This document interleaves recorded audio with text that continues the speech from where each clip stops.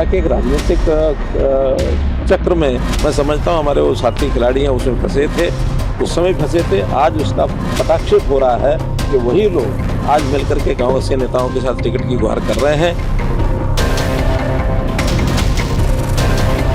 Champions ही champion से मिलते हैं।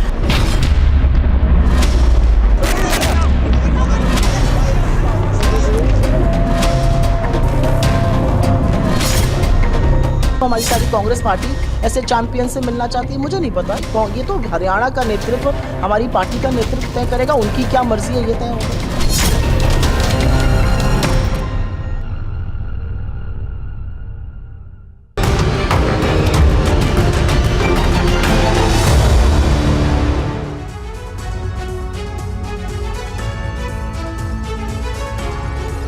जी हाँ, सियासत की बिसात पर क्या पहलवान मोहरे हैं? आज इसी बड़े सवाल के साथ करने जा रहे हैं चर्चा की शुरुआत, क्योंकि विनेश फोगाट और बजरंग पुनिया राहुल गांधी से क्या मिले, इसको लेकर जबरदस्त सियासत शुरू हो गई है। और बीजेपी की तरफ से जो बयानात सामने आए हैं इस प्रकरण के बाद उसको भी करेंगे डीकोड करने की आज कोशिश। आपके साथ मैं हूं समीर अब्बास, मेरे साथ करुणा शंकर भी मौजूद हैं। लेकिन हरियाणा चुनाव में बीजेपी की पहली लिस्ट आने के बाद एक अलग ही सियासी दंगल शुरू हो चुका है। बीजेपी की लिस्ट को लेकर पार्टी में ही घमासान छिड़ गया है। तो कांग्रेस ने भी हरियाणा को जीतने के लिए पूरी ताकत झोंक दी, जिसके केंद्र में विनेश फोगाट और बजरंग पुनिया आ गए। दरअसल कल दोनों पहलवानों ने राहुल गांधी से मुलाकात की थी। दोनों की मुलाकात की तस्वीरें भी सामने आई और राहुल गांधी से इस मुलाकात के बाद अटकलें लगाई जाने लगी है कि विनेश फोगाट और बजरंग पुनिया कांग्रेस से चुनावी मैदान में उतर सकते हैं।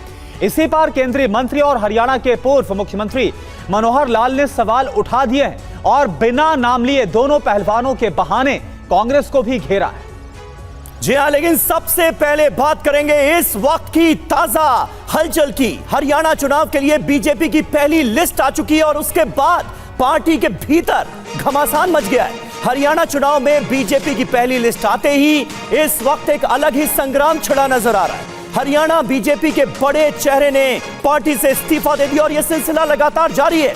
अब हरियाणा बीजेपी ओबीसी मोर्चा के प्रदेश अध्यक्ष का इस्तीफा हो गया है। कर्णदेव कंबोज ने बीजेपी से नाता तोड़ लिया है। विधायक लक्ष्मण नापा ने भी इस्तीफा दे दिया। लिस्ट आने के बाद से अब तक बीजेपी से 8 इस्तीफे हो चुके हैं। एक नहीं, दो नहीं, 8 बड़े नेताओं ने अब तक अपना इस्तीफा पार्टी को सौंप दिया है। तो देखिए, कर्णदेव कंबोज ने इस्तीफा दिया है और उनके इस्तीफे का लेटर इस वक्त TV9 भारतवर्ष के पास है। मैं कर्णदेव कंबोज, प्रदेश अध्यक्ष भाजपा ओबीसी मोर्चा हरियाणा, अपने पद से तथा भाजपा के सभी अन्य पदों से अपना त्यागपत्र देता हूं, क्योंकि भारतीय जनता पार्टी पंडित दीनदयाल उपाध्याय तथा डॉक्टर श्यामा प्रसाद मुखर्जी वाली भाजपा नहीं रही। वो ये कह रहे हैं अब पार्टी में नुकसान करने वाले गद्दारों को तवज्जो दी जाती है। साथियों, वर्षों तक मैंने तथा मेरे पूरे परिवार ने भाजपा की तन मन धन से सेवा की।